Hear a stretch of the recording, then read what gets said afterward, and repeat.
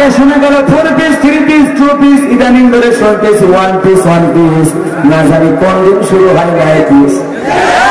এখন ঠিক কেন বেঈমান না ফরমান মুনাফিক হয়ে মরার দরকার নাকি? নাকি ইমানদার হয়ে মরবেন? বেঈমান না ফরমান মুনাফিক হয়ে দুনিয়াতে বাঁচা যাবে, আখিরাতে বাঁচার সুযোগ নাই। কথা বলেন ঠিক কিনা? এই জন্য মনে রাখবেন, এদেশে যদি কোন মসজিদ মাদ্রাসাকে নিয়ে ষড়যন্ত্র করা হয়, এদেশের কোন হক্কানি ওলামা ইকরামদেরকে নিয়ে ষড়যন্ত্র করা হয়, ওয়াজ মাহফিল তাফসীর মাহফিল নিয়ে কোন ধরনের ষড়যন্ত্র করা হয়, বাংলার তাকবীরে মুসলমান একবার যদি জেগে ওঠে, সেই নাস্তিকেরা বড় বড় কথা বলতেছে, ওই নাস্তিকেরা পালানোর রাস্তাও খুঁজে পাবে না, পাবে না, পাবে না।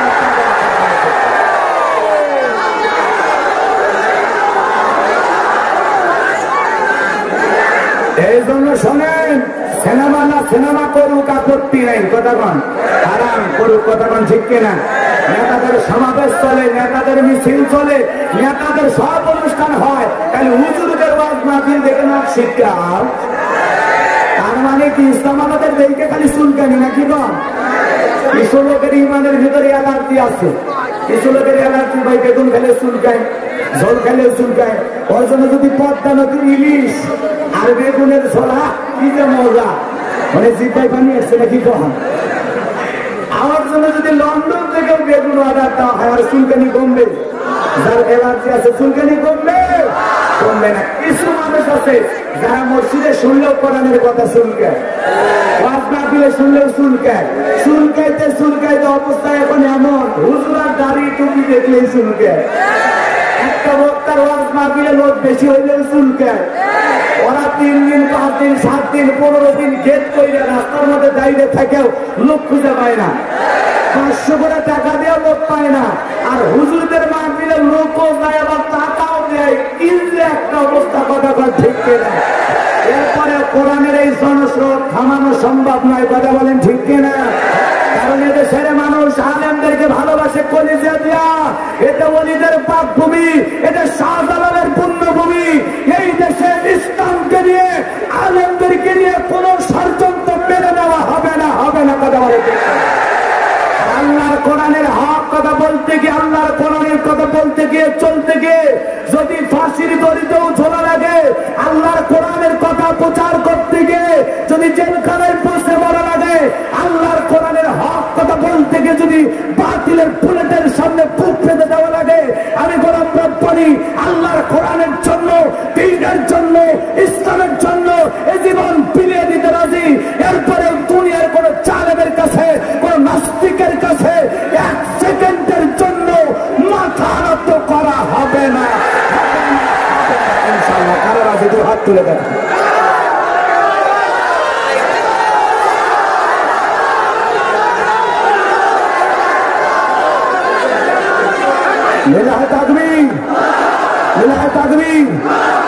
হাত খাড়া করেন। সম্মানিত ভাইরা আমার, আমি অতি দ্রুত আসার কারণে রাস্তাঘাটে জাম, ওই মেন রোড দিয়ে আসা যাচ্ছে না, রোডে কাজ হচ্ছে, এজন্য আধা ঘন্টা 1 ঘন্টা লেট হয়ে গেল। এজন্য এই রাস্তাতে ঘুরে ঘুরে আসলাম। এজন্য কর্তৃপক্ষ ভাইরা কালেকশন করতে পারেন, আমার কাছে অনুরোধ করছে হচ্ছে একটু খালি রুমাল ছেড়ে দেবেন, যে যতটুকু পারেন। এই মসজিদ কমিটির বিশাল আয়োজন করেছে, আসলে যে যতটুকু পারেন 10 লাখ টাকা বোঝা সবাই ডান হাতটা পকেটের ভিতরে ঢুকে দিয়ে যে যা পারেন দেন। আল্লাহ কবুল করে জোরে খানা। এই যারা স্বেচ্ছাসেবক আছে ব্যাগ নিয়ে মাঠে না, তাড়াতাড়ি করে ব্যাগ নিয়ে মাঠে না, সবাই বসলে করুন, ওই জায়গা আছে। আমাকে দিয়ে শোনেন, আমাকে দিয়ে খালি কালেকশনটা হবে, আর কিছু হবে এগুলো এত কথা বলার আমার সুযোগ নেই, সময় নেই। বসেন, আমি বসাবো কেন? আপনার স্বেচ্ছাসেবক নাই, আপনার লোকজন খুব আমার কথা শোনে, মানুষ অস্থির হয়ে আছে, এলে খেয়াল করেন। আরে প্রত্যেকটা মাহফিলে শোনেন, শোনেন শোনেন ভালো করে বলতেছে, কালে ভাই ছেলে পেলে যায় না, এ ভাই মাঠে নামো, তাড়াতাড়ি করে স্বেচ্ছাসেবক যারা আছে বাবা ব্যাগ নিয়ে তাড়াতাড়ি করে মাঠে নামো, খেলাবে। কমন ডায়লগ, অন্য কিছু মনে করেন এলে আমার গোয়েন্দা বাহিনী টিভি লোক শুনে কবি গোলাম রব্বানী উস্কে দিচ্ছে না, এটা আমরা ডায়লগ শুনে মজা পাই, এই আর কিছু না। আমরা খেলবো না, আমাদের আল্লাহ আছে উপর থেকে, উনি খেলবেন, কথা ঠিক। আমরা খালি 2 চোখের পানি ছেড়ে যে কাঁদবো আর কথা বলেন, আমাদের খেলা লাগে না। ওপরে একজন বসে আছে, উনি যথেষ্ট। ওমাইয়া তাওয়াক্কাল আলাল্লাহি ফাহুয়া হাসবুহু, যে আল্লাহর প্রতি ভরসা করে আল্লাহ তার জন্য যথেষ্ট হয়। আল্লাহ ভাই করে বলেন, আমরা আল্লাহ ছাড়া আর কারো প্রতি ভরসা করি? আমরা আল্লাহ ছাড়া আর কাউকে চিনি না। ভাইরা আমার, এই জন্য স্বেচ্ছাসেবক যারা আছে আপনাদের মাঝে চলে যাচ্ছে, 10, 20, 50, 200, 100, 500 যে যা করেন দেন। এই ছেলেবেলে খালি ঘুরতেছে ভাই, দেন না কে পকেটে হার দেন ভাই, দেন না তো পকেটে দেন না, আল্লাহর রাস্তায় দেন ভাই, মসজিদের জন্য দেন। দুনিয়াতে যে মসজিদ নির্মাণের জন্য টাকা দেয়, আল্লাহ পাক তার জন্য জান্নাতি বালাখানা বানায় দেয়। সুবহানাল্লাহ। অনেকের মা বাবা কবরে চলে গেছে, পিতা মাতার নিয়তে যা পারেন দেন ভাই, দুইটা নরম করেন দিনের জন্য, ইসলামের জন্য। মা বোন যারা আছে না, হারে পদ্মার যে হালত অবস্থা, মা বোনেরা আপনারা সাইডে দাঁড়ান, বসেন এই জায়গায়, এদিকে আর আগেন না, ওইদিকে বসেন। মা মা এই পুরুষের দিকে চাইতে আসেন, ওইদিকে চাপো। এই ছেলেবেলে তোমরা এদিকে চাপো, মহিলার মাঝখানে 2-3 হাত দূরত্ব বজায় রাখো। এই করোনার 3য় ধাপ শুরু আছে।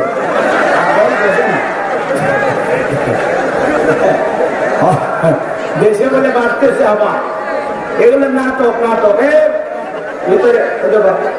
স্বাস্থ্যবিধি যেই রিপোর্টার সংবাদ করতেছে যে স্বাস্থ্যবিধি কেউ মানিচ্ছে না, কেন বাদ সাংবাদিক তুই তো মানিচ্ছ না, ও রিপোর্ট করতেছে দেখেন স্বাস্থ্যবিধি মানা হচ্ছে না, ও নিজেও মাস্ক পরে।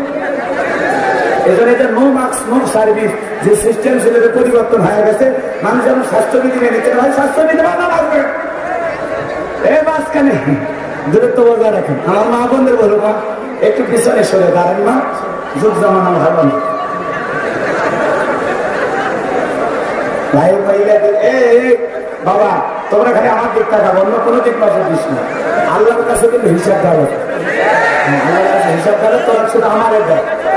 আলেমদের চেহারার দিকে তাকাইলে আল্লাহ সগীরা গুনাহ মাফ করে দেয়। এদিক ওদিক না তাকায়, আমার দিক তাকাও, লাভ আছে। দিক তাকাইলে গুনাহ, আল্লাহ আমাদের মাফ করে। ভাই স্বেচ্ছাসেবক কই আপনাদের? এই ছেলেবেলায় দাঁড়ানো ভাইরা একটু টাকা দেন না ভাই, অনেক খরচ হচ্ছে ভাই, যা পারেন দেন, যতটুকু পারেন দেন, আল্লাহ কবুল করুক। সেরকম নামে আর দাঁড়ানো ভাইরা আল্লাহ রাস্তায় বসার সুযোগ থেকে একটু বসে যান, পরিবার একটু বসে যান, দরদির একটু বসেন। আরে ভাই সাতক্ষীরের মানুষ যে অবস্থায়, এতগুলো মাহফিল করলাম, আমি মনে করছি আজকের মাহফিলে লোকই হবে, এখানে তো আমার বেহাল দশা। তবে মাহফিল যে কটাই করি বলবার, একটাতে কিন্তু প্রাণ ধরে ওয়াজ করতে পারলাম না। কারণ কি 2-2.5 ঘন্টার সময় যদি ঠিক মতো না পাওয়া যায় আলোচনা করে, আর ওয়াজে উঠে কালেকশন বিভিন্ন ভাবে না মন মানসিকতার পরিবর্তন হয়ে যায়। এই জন্য ওয়াজ করা খুব কঠিন। দিনের বেলায় তার মানে জ্ঞান গান চতুর্দিকে হয়েছিল, পারলা একটা পরিবেশও লাগে, নীরব সুন্দর ভাবে সবাই থাকবে। ভাই ভাই বাবা ছেলে পেলে বাবা টাকা দাও, টাকা দাও, খালি গল্পই করছো তোমরা, টাকা ব্যয় করো না। আমার হাতে দেওয়ার মতো কেউ পেলাম না। 500-1000 এলাকার গণ্যমান্য ব্যক্তি বর্গ দেন, পকেট হাত দেন, কার কাছে পকেট হাত দেন, ভাইয়ের কাছে দিয়েছে। এ বাবা ব্যাগ নিয়ে গেছে, আপনারা যা পারেন দেন ব্যাগের মধ্যে। আমার মহিলা মা বোনদের কাছে অনুরোধ করবো, মা আপনাদের বেশি করে দান করা দরকার, কারণ আপনারা ঘরে বাইরে দেশের সরকার, পাওয়ার আপনাদের হাতেই। মা আরো তো করে আরো পাওয়ারও থাকেন, মা তারপরে যাবেন। মা মা গো, ও মা রহিমা বিউটি, নার্গিস গোলাপি, মরিয়ম হাসি খুশি, মায়া জায়া, হাফসা হাজারা, রুমকি ঝুমকি, বিউটি সুইটি, আমার মা বোনেরা দান করেন, আল্লাহ কবুল করে জোরে বানাবেন। একটা জায়গা তো মহিলাদের ওয়াজ করতে পারলাম, এটা আমার একটা দুঃখ। আমি মহিলাদের একটু ওয়াজ করতে পছন্দ করি, কিন্তু আমার মহিলাদের ওয়াজ এক জায়গাতে হচ্ছে না, শান্তি পাইলাম। আজকে ওয়াজ করলে হলি তাই আয়াত তো পরে ফেলে দিচ্ছে, আগে বলা লাগতো, তাহলে মহিলাদের ওয়াজ করতাম। ভাইয়েরা তাড়াতাড়ি করে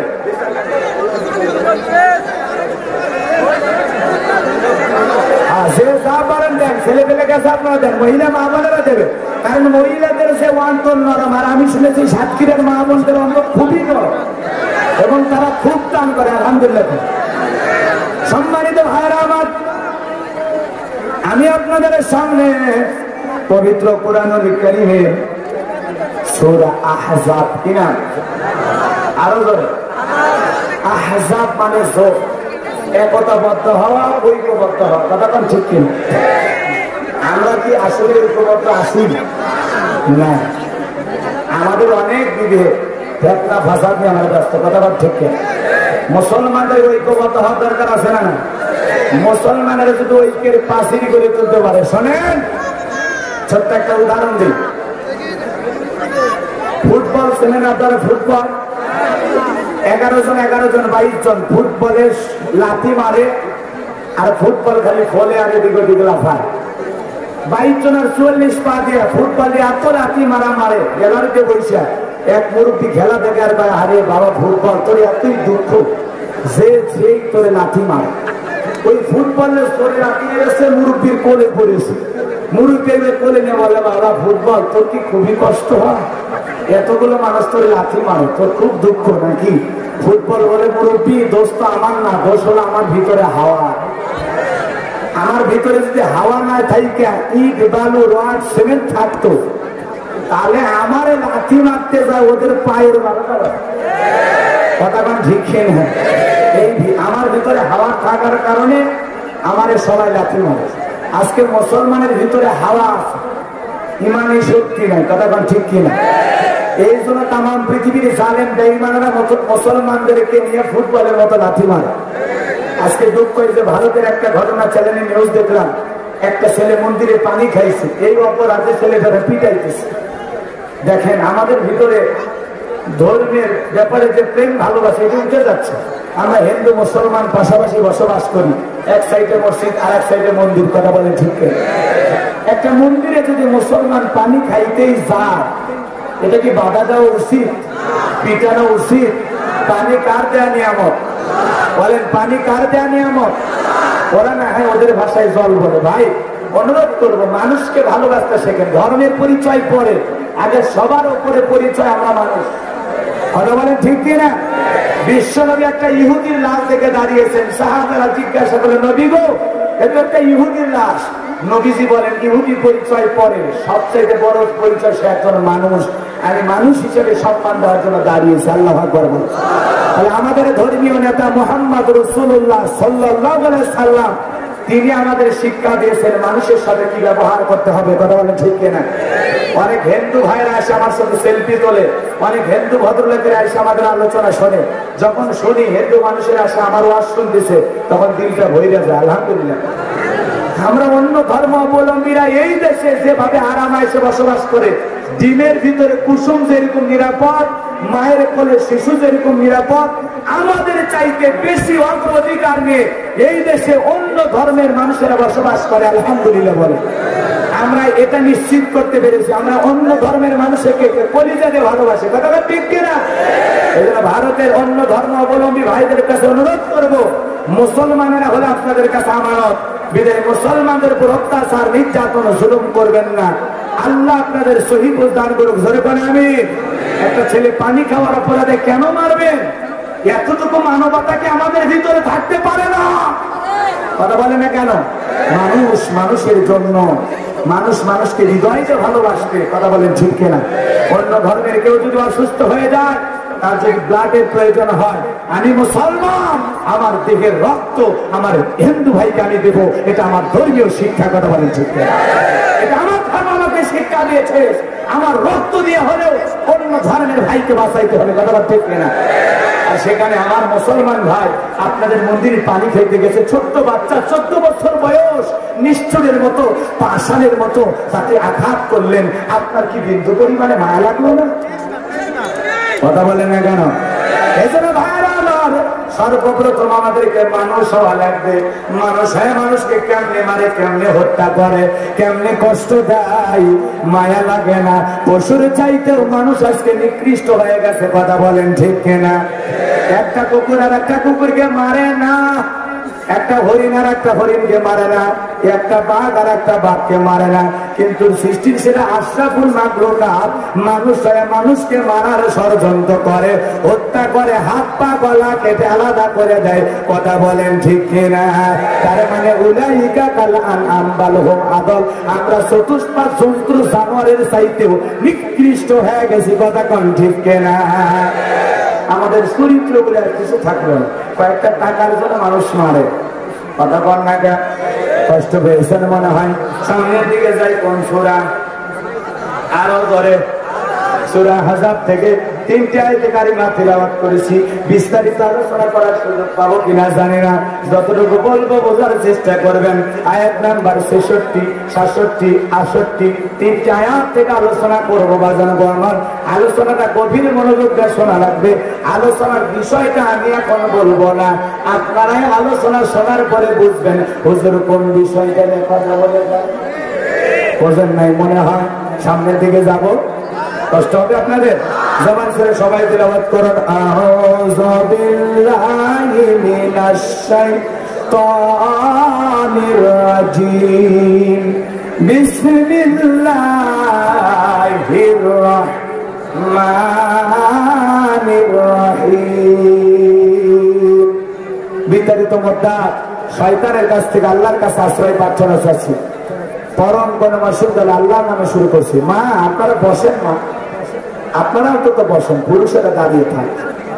আসলে মহিলা প্যান্ডেল পুরুষ মন্ডল এক জায়গায় করেছে, মানুষজন চিল্লা পাল্লা করতেছে, সব তো মাইকে আসতেছে। আল্লাহ রাস্তায় সব একটু সাইলেন্ট হন। আপনারা চিল্লা পাল্লা করে আমি কথা বলে তৃপ্তি পাবো, ওই কথাগুলো আসতেছে।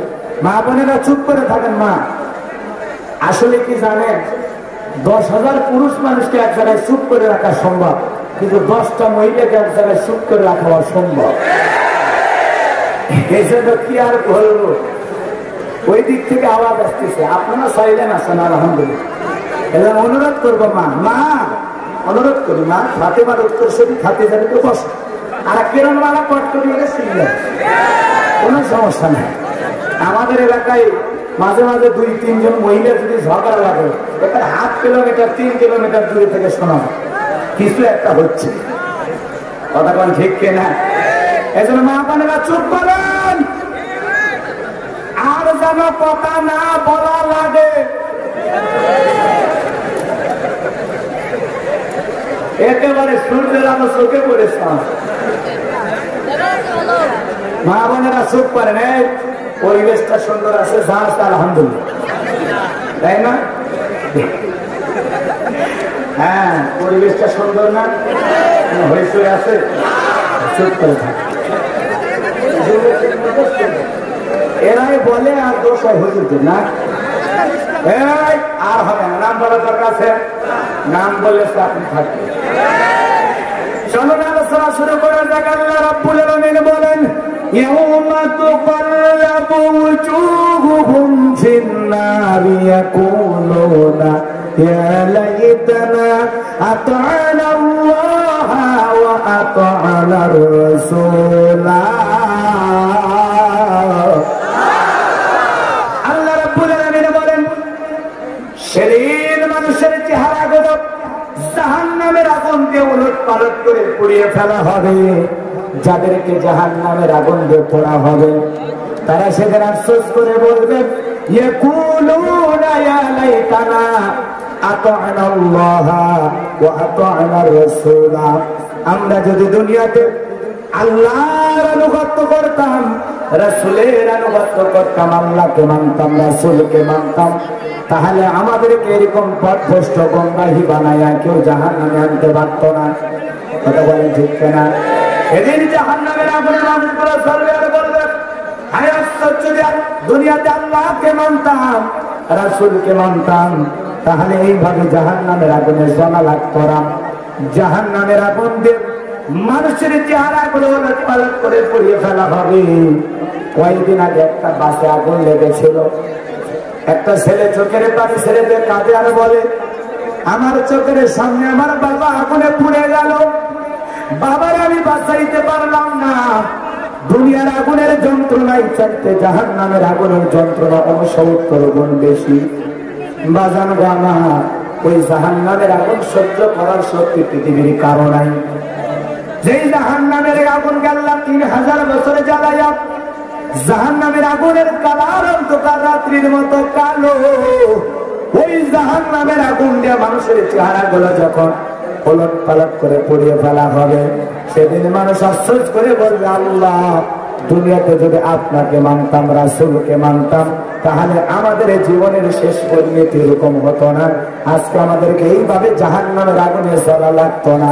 এই মানুষগুলো কেন জাহান্নামের আগুনে গেল? কারা তাদেরকে জাহান্নামে নিয়ে গেল? কারণ আছে না ব্যাপারে এমনি এমনি জাহান্নামে যাবে গেছে কে বা কারা নিয়ে গেল? কাদের সত্য সাহেরা জাহান্নামে গেল? কেন তারা জাহান্নামের পথ বেছে নিয়েছিল? বলবো না বলবো না?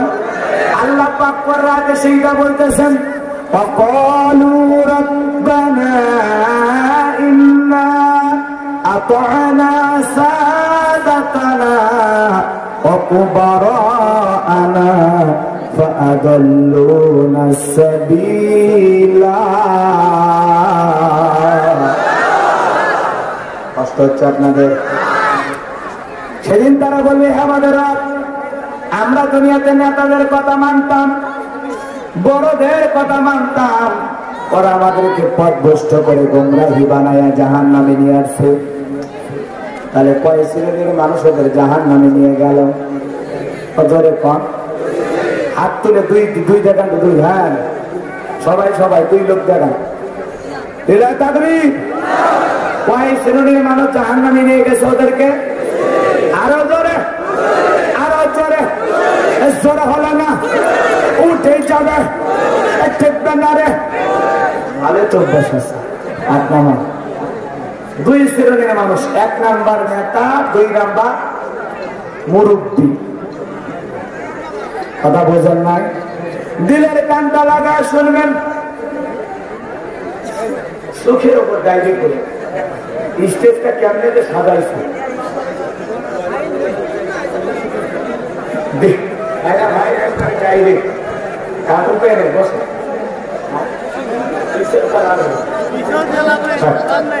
আচ্ছা হোক হোক, কষ্ট হোক, টাকাটা হালাল হবে। দিলের কানটা লাগা শোনেন বাজান, যে কথা বলতে চাচ্ছিলাম।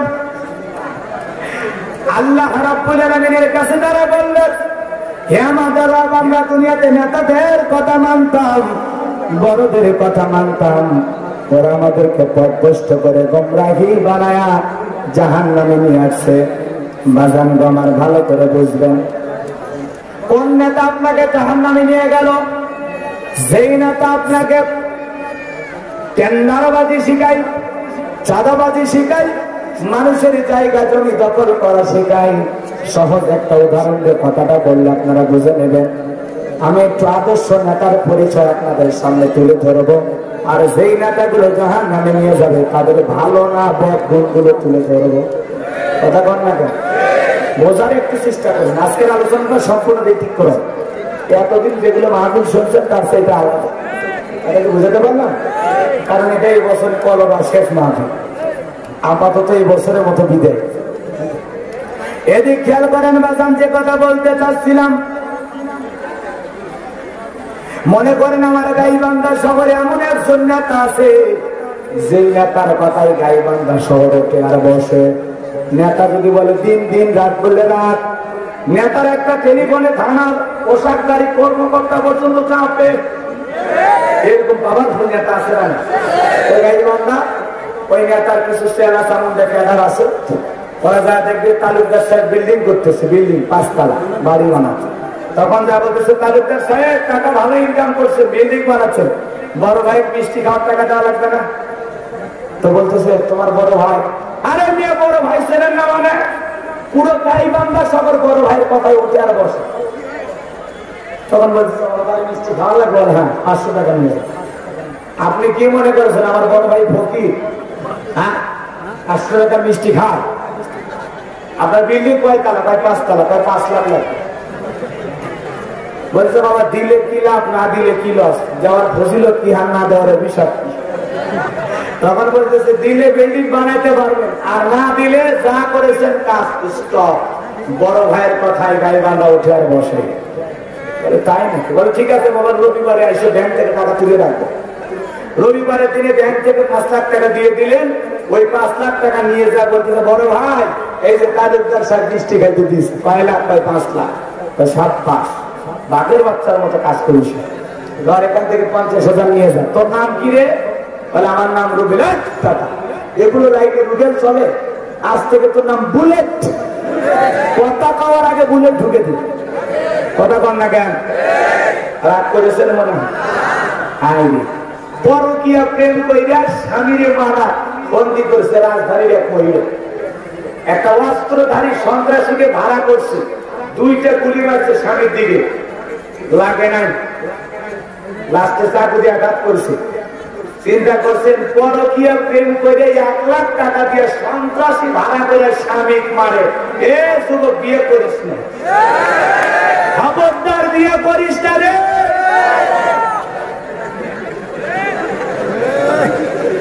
এগুলো মহিলারা দেয়নি, নারীকে মারার ছাত্রের পরে কি বলিয়ে? হ্যাঁ, আস্তে আস্তে সব তত্ত্ব ফাঁসে দেবে। এটা কেবল আপডেট খবর দিচ্ছি, দাদা মানুষ চিনিস না। গোলাম রব্বানী মানে ডিজিটাল, বিবিসির সব নিউজ মাথা কাছে অপেক্ষায় থাক, সব বলি, কিন্তু ক্লিয়ার করে বলতে পারে না কেন? এমন জায়গায় ঘাট আসল হয়েছে ডাক্তার দেখানোর উপরে, তাছাড়া মনের দুঃখ খুলে বলছে। এই যে শিল্পীকে আপনি গান গান, আমি কারে দেখাবো মনের দুঃখ,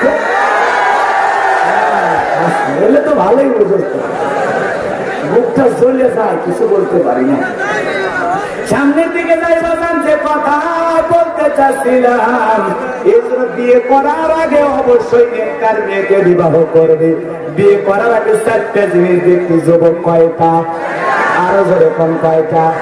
1 নাম্বার হলো ভালো বংশে বিয়ে করবি। যেই বংশে বিয়ে করবি সেই বংশে বেশি বেশি বাচ্চা হয়, যে বংশে বেশি বেশি জনসংখ্যা বৃদ্ধি পায়, এমন পরিবারে বিয়ে করবি। আল্লাহ 2 নাম্বার এদিক সম্পদ দেখে বিয়ে করবে।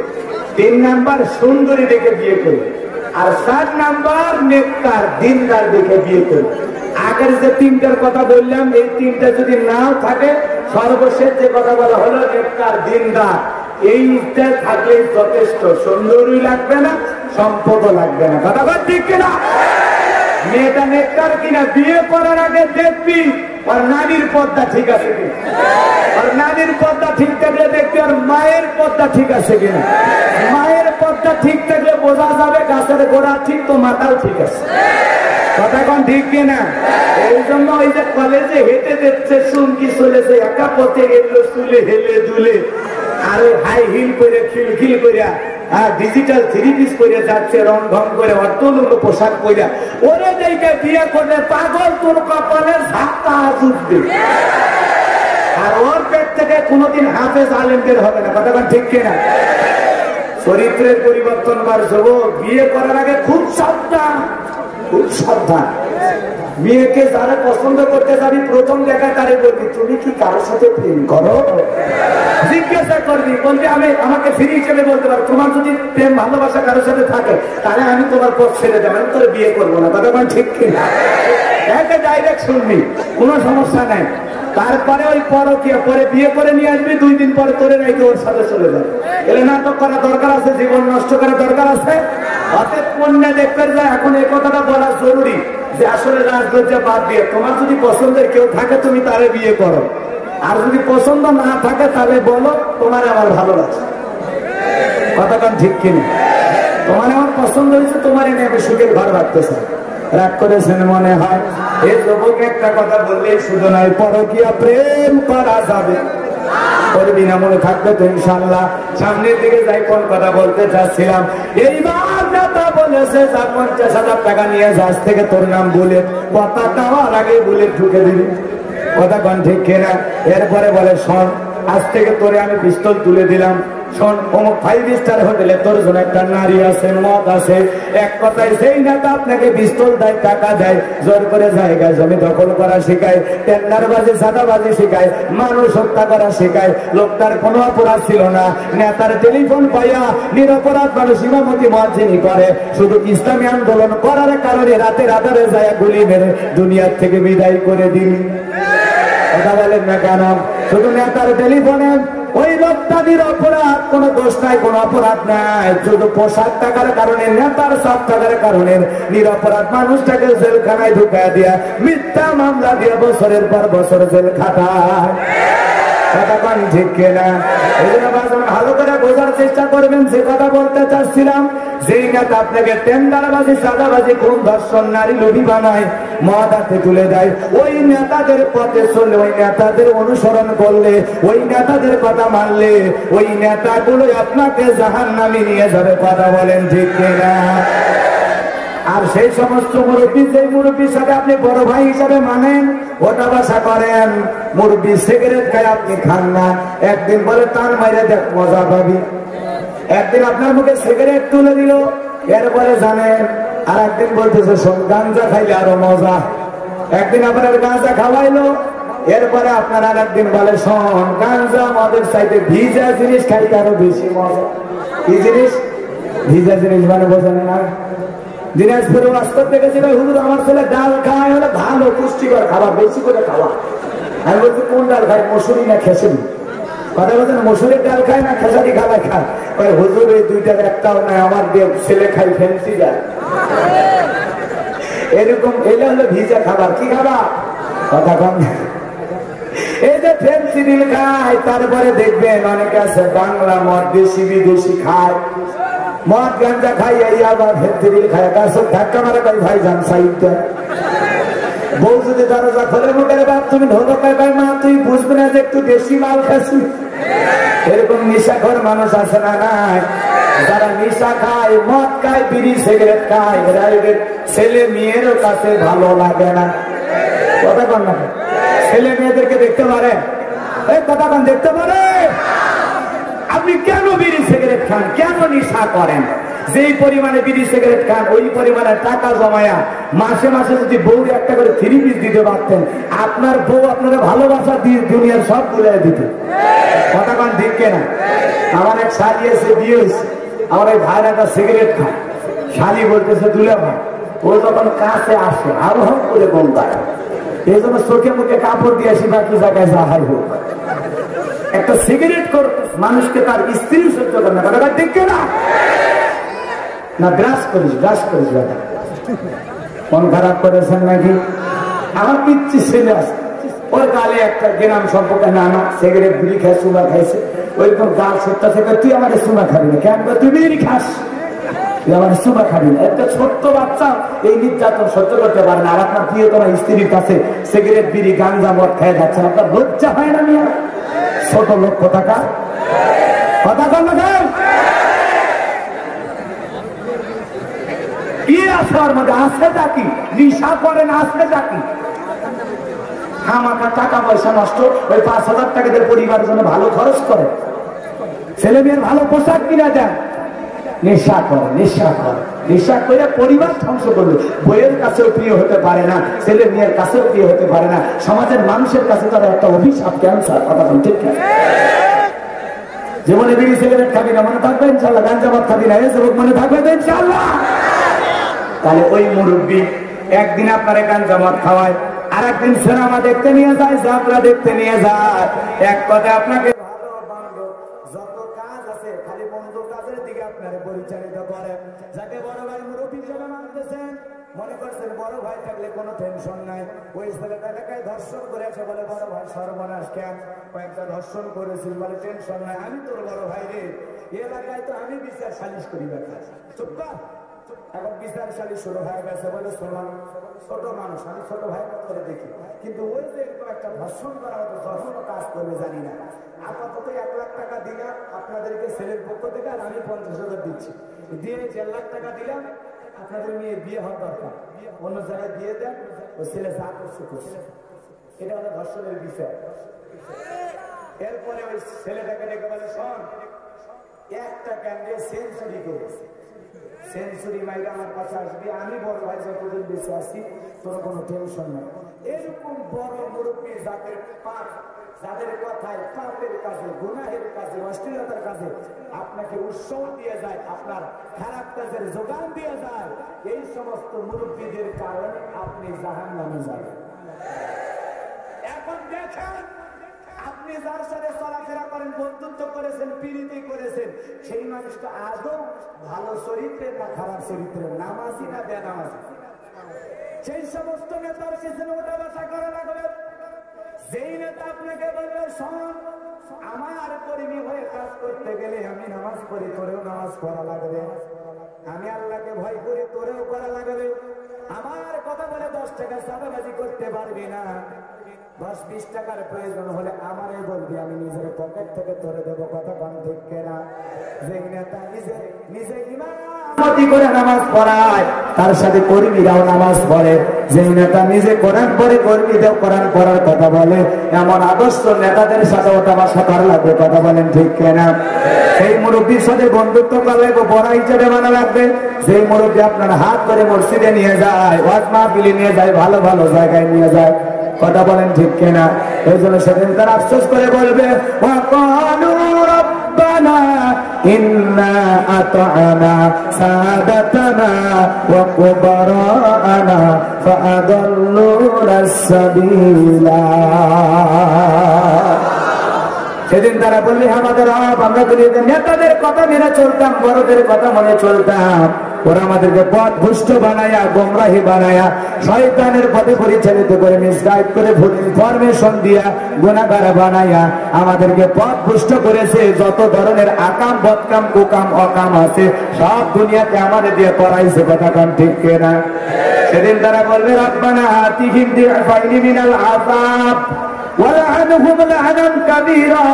হে আমাদের রব, আপনার কাছে দোয়া করে বলি, আল্লাহ, যেই নেতার কারণে, যেই মুরব্বির কারণে আজকে আমি জাহান্নামে এসেছি, ওই নেতার মুরব্বির আযাব আপনি দ্বিগুণ করে দেন, আমাদের চাইতে তার আযাব বৃদ্ধি করে দেন। সমস্যা কিসির বিক্রি করেন, এমনি ভয় আছে।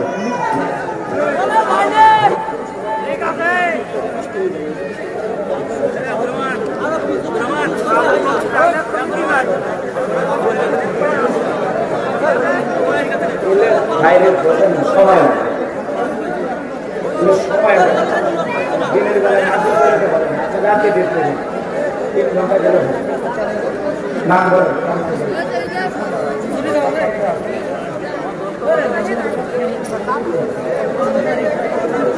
কষ্ট হচ্ছে নাকি আপনাদের?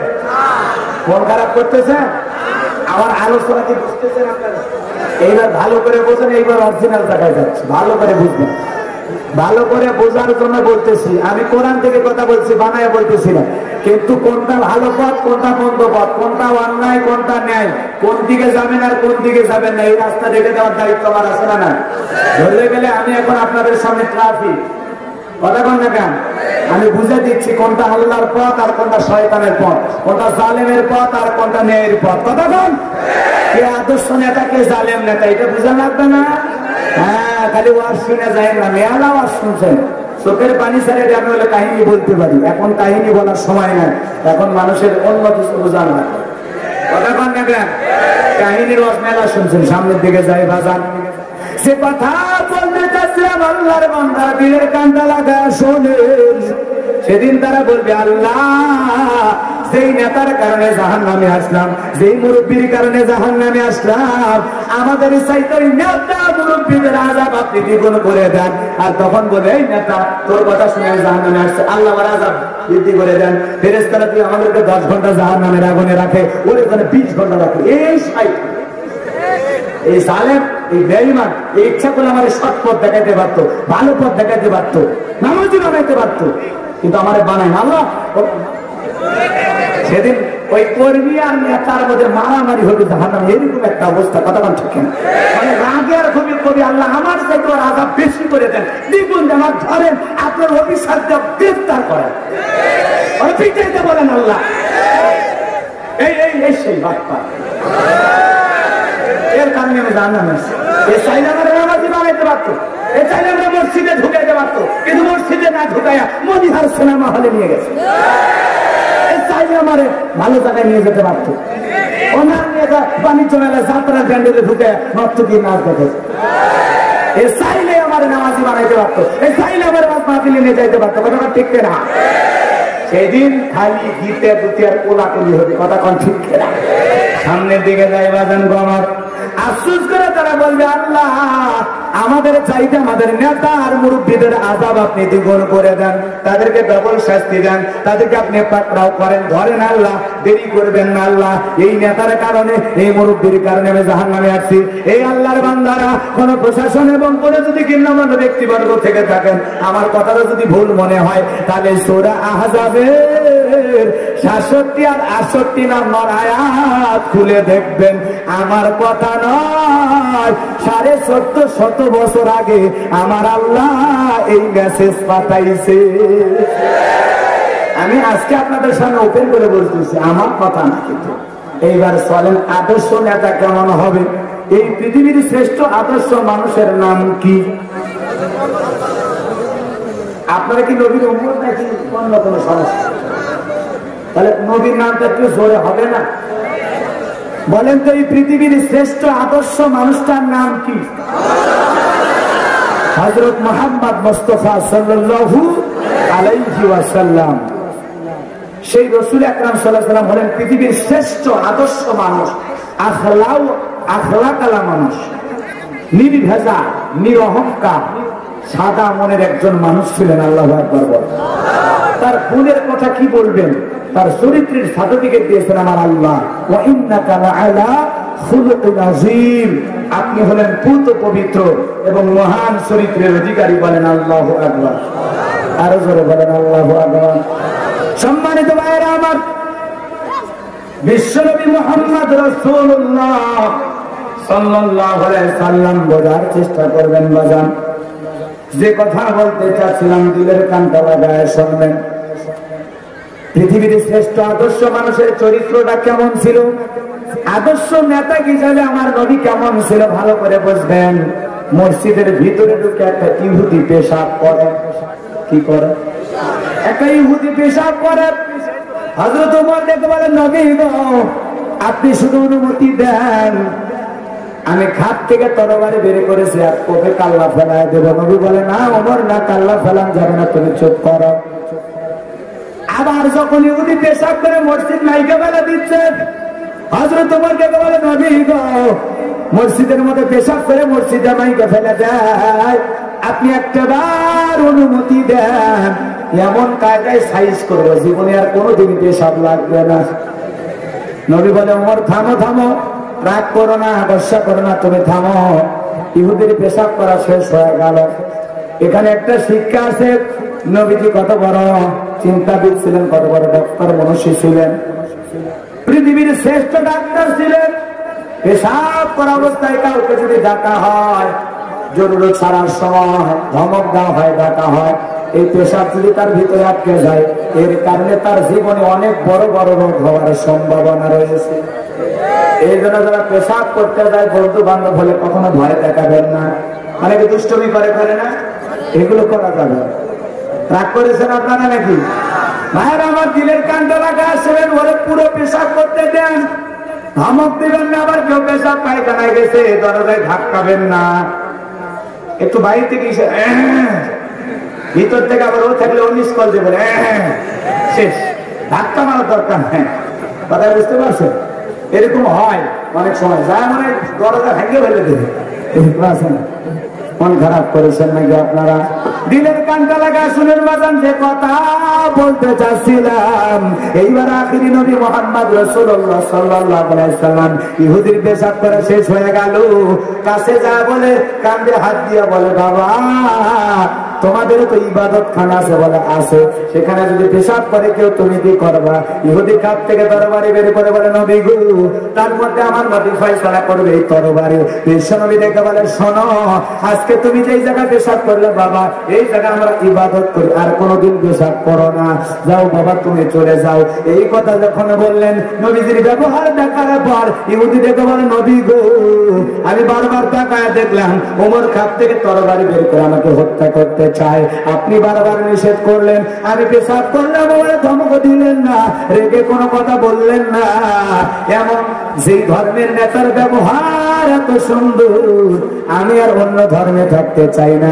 আপনি আমাদের কালেমা পড়ে মুসলমান বানায় দেন, কোন সুবহানাল্লাহ। মুসলমানেরা, তাহলে ইসলাম ধর্মের নেতা বিশ্বনবীর আদর্শ কত ভালো। ইহুদি মসজিদে পেশাব করলেও তারে কোনোদিন ধমক দিত না, তারায় দিত না। আর একটা মন্দিরে মুসলমান পানি খাইতে যায়, এই অপরাধে যারা পিটাইছে এরা কোনোদিন মানুষের কাতারে বসতে পারে না। যে অন্যায়টা করেছে প্রশাসন তাকে গ্রেফতার করেছে, আমরা চাই তার দৃষ্টান্তমূলক শাস্তি হোক। কেন একটা পানি খাওয়ার অপরাধে মুসলমানকে নির্যাতন করা হলো? কথা বলে ঠিক না? এই দুঃখ মানা যায় না। আমাদের এলাকাতে যে হিন্দু দাদা বাবুরা থাকে আমার গ্রামের পাশে, আমি যদি কোনো বাড়িতে যাই পানি খাওয়ায়, নাস্তা দেয়, কথা কন না, নাস্তা দেয়, পানি খাইতে দেয়, আদর যত্ন করতে চায়, কথা কন না কেন? কয়েকদিন আগে আমি মাহফিল করলাম আশা শুনিতে, একটা হিন্দু ছেলে মঞ্চে এসে আমার সাথে পা ধরবে না হাত ধরবে হুঁশ পায় না, বলে হুজুর সারাটা দিন আপনার ওয়াজ শুনি, আমি হিন্দু হওয়ার পরে আর জীবনে গান শুনি না, আপনার কথা শুনি। চিন্তা করছেন? আর গান ভালো লাগে না, আমি খালি আপনার ওয়াজ শুনি। আল্লাহু আকবার বলে। তাহলে দেখেন অন্য ধর্মের ভাইদের আমাদের প্রতি কত মহব্বত, আর আমরা তাদেরকে কত মহব্বত করি। কথাটা ঠিক কিনা? এগুলো কিছু উগ্রপন্থী, কিছু ধর্ম বোঝে না, এরা কিছু সহিংসতা সৃষ্টি করতে চায়, জাতির ভিতরে বিভেদ সৃষ্টি করতে চায়, তারা এই ধরনের কাজ করে। কথা বলে ঠিক কিনা? খাঁটি ধর্ম যারা পালন করে তারা কোনোদিন এক ধর্মের মানুষ আর এক ধর্মকে আক্রমণ করে, কষ্ট দেয়। কিছু লোক ধর্মই বোঝে না, খালি বাড়াবাড়ি বোঝে, আর ওরাই বাড়াবাড়ি আর মারামারি করে। কথা কন রাগ করেছেন মনে হয়, সামনের দিকে যাইবা যান। তাহলে নবীজির আদর্শ ব্যবহার কত সুন্দর ছিল। নবীর ব্যবহার দেখা মানুষ নবীর চরিত্র দেখা কালেমা পড়ে মুসলমান হয়েছে। সুবহানাল্লাহ। এই জন্য মুসলমানের ব্যবহার মারামারি কাটাকাটি হতে পারে না। ভালো ব্যবহার, সুন্দর মিষ্টি কথা দিয়ে মানুষকে ইসলাম বোঝাইতে হবে। কথা কন কষ্ট পেয়েছেন মনে হয়। নবীজি যখন মক্কা থেকে হিজরত করে মদিনায় চলে গেলেন, এর আগে ভালো করে বুঝবেন, খানায় কাবার চাবি থাকতো ওসমান ইবনে তালহার কাছে। একদিন নবীজি ডেকে বলে, ওসমান ইবনে তালহা, খানায় কাবা খুলে দাও, একটু ভিতরে নামাজ আদায় করবো, আমার আল্লাহকে সেজদা দেব। ওসমান ইবনে তালহা বলে, না না, আমার পক্ষে চাবি দেওয়া সম্ভব নয়, কাফেররা নিষেধ করেছে, আপনাকে ভিতরে ঢুকতে দেওয়া যাবে না। বিশ্ব নবী যখন মক্কা বিজয় করলেন, বিশ্ব নবী যখন মক্কা বিজয় করলেন, সেই দিন যখন আখেরি পয়গম্বর সর্বপ্রথম মক্কা নগরীতে এসে মক্কা বিজয়ের পর মক্কার পাওয়ার রাজত্ব যখন নবীজির হাতে চলে গেল, নবী বলে, ওসমান ইবনে তালহাকে আমার কাছে ডেকে নিয়ে আসো। ওসমান ইবনে তালহাকে ডেকে নিয়ে আসা হচ্ছে। ওসমান ইবনে তালহা মনে মনে ভয় পাচ্ছে আর চিন্তা করতেছে, একদিন নবীজিকে খানায় কাবায় নামাজ পড়তে দেই নাই, আজকে মক্কার পাওয়ার ক্ষমতা নবীজির হাতে, মনে হয় আজকে আমার জীবনটা চলে যাবে, সেই দিনের অপরাধে হয়তো বা নবীজি আমাকে হত্যা করে ফেলে দেবে। এই চিন্তা ভাবনা করতেছে আসতেছে, নবীজির কাছে যখন চলে আসলো, খানায় কাবার চাবি নবীজি নিয়া ওসমান ইবনে তালহার হাতে দিয়ে দিল। কোন সুবহানাল্লাহ। নবী ডেকে বলে, ওসমান ইবনে তালহারে, কাফেররা যে চাবির দায়িত্ব তোমার হাতে দিয়েছিল, ইসলামের বিজয় আসার পর এই চাবির দায়িত্ব আমি তোমার হাতে দিলাম। ওসমান ইবনে তালহা চোখের পানি ছেড়ে দিয়ে বলে, নবী গো, আমি মনে করেছিলাম আপনাকে খানায় কাবায় প্রবেশ করতে দেই নাই, সেই দিনের অপরাধের কারণে আজকে আপনি হয়তো আমাকে মারবেন, আঘাত করবেন, হত্যা করবেন, কিন্তু তা না কইরা আপনি আবার সেই খানায় কাবার চাবির দায়িত্ব আমার হাতে দিচ্ছেন। ও নবী গো, আমি আর অন্য ধর্মে থাকতে চাই না, যেই ধর্মের নেতার ব্যবহার এত সুন্দর, আমি সেই ধর্মে কালেমা পড়ে মুসলমান হয়ে গেলাম। সুবহানাল্লাহ বলেন। ভালো ব্যবহার দিয়া, নবীজির আদর্শ দেখা, উত্তম ব্যবহারে দেখে মানুষ কালিমা পড়ে মুসলমান হয়েছে। বলেন আল্লাহু আকবার। এই জন্য আল্লাহ রাব্বুল আলামিন বলেন ওয়ালা তাসতাবিল হাসানাতু ওয়ালাস সাইয়্যাহ ইদফা বিল্লাতি হিয়া আহসানু ফাইযাল্লাযী বাইনাকা ওয়া বাইনাহু আদাওয়াতুন কাআন্নাহু ওয়ালিয়্যুন হামীম। আল্লাহ রাব্বুল আলামিন জানায় দিলেন ভালো আর মন্দ সমান হতে পারে না। মন্দের জবাব তুমি ভালো দিয়ে যদি দাও, মন্দ ব্যবহার করেছে তুমি যদি ভালো ব্যবহার দিয়ে তার জবাব দাও, আমি আল্লাহ বলে দিলাম তোমার চরম শত্রুটাকে আমি আল্লাহ পাক তোমার পরম বন্ধু বানায় দেব। কোন সুবহানাল্লাহ। তাহলে ভালো আর মন্দ সমান নয়। কেউ মন্দ ব্যবহার করে, কেউ যদি গালি দেয় তোরে খাইছে, আপনি বল তোরেও খাইছে, তোরে খুশি বল তোর না ফাটাবো, ঝামেলা পারবি না করবি। এই ব্যবহার ইসলাম শিখায় না। কে যদি আপনারা গালি দেয় আপনি বলবেন ভাই গালি দেওয়া হারাম। কেউ যদি আপনারা মারতেও চায় আপনি বলবেন না ভাই মারামারি আমি করব না। কথা ইসলাম আপনাকে কি শেখায়? যুবক কিশোরে গ্যাং হয়ে গেছে না, ছোট বাচ্চা মোবাইলকে কেন্দ্র করে আর একজনকে ফোন কর। হ্যাঁ, কিশোর গ্যাং, ছেলেদের এখন কি গ্যাং? কিশোর গ্যাং। ভাই একটু হালকা ধাক্কা মারছে এই জন্য মানুষ ফোন করে। চায়ের দোকানে যা চালা বলছে বা ভিড় করিস না অন্য জায়গায় যাইটা বলছে কেন তারা মেরে ফেলাইছে। এক একটা সন্তানের ব্যবহার দেখে মনে হচ্ছে যাইলে তো যুদ্ধে কথা কর। এগুলো করা যাবে না। ছোট বাচ্চারা এখন বসান না, সেই চুলের কাটিং দেয় পিচ্ছি পিচ্ছি চুলে, মেহেন্দি লাগায় রং বেরঙের পাথরের মতো সাদা করে চুল। ছোট বাচ্চা মানে এই বয়সে আর ঘুরে হওয়ার সব আলতু আলতু কাটিং দিচ্ছে। আমার ছেলে একদিন বলতেছে আব্বা বিট মার, ভাই বিট মারে খালি বাড়ি ঢুকছে ওই জায়গাতে নাড়িয়ে ফেলেছে। বিট মারা তাই না, আমার বন্ধু বান্ধব মারা চোখ বন্ধু বান্ধব মারা, আমি কোনোদিন বিট মারি পাই না। তাহলে আমার ব্যাপার তুই না অন্য কারো ব্যাপার হয় না, আমি আপনারই ব্যাপার। তাহলে আমি যাবো ওটাই শুনি। তাহলে সাইকেল নিয়ে দেবো, ওটাও বিট মারিস, তো সাইকেল পায় খুশি আর বিট মারেনি। ছেলেমেয়েকে উৎসাহ দিবেন, ভালো মন্দ খাওয়াবেন। আলতু ফালতু চুলের কাটিং দিয়ে নিচ্ছে আবার নাপিদের কাছে নিয়ে যাবেন, না হলে বাড়ির আপনি আর আপনার স্ত্রী ধরবে ঠাইছে ওরে নাড়িয়ে করে দেন। ছেলেকে ছোটবেলায় শাসন করা লাগে, কথাটা ঠিক না।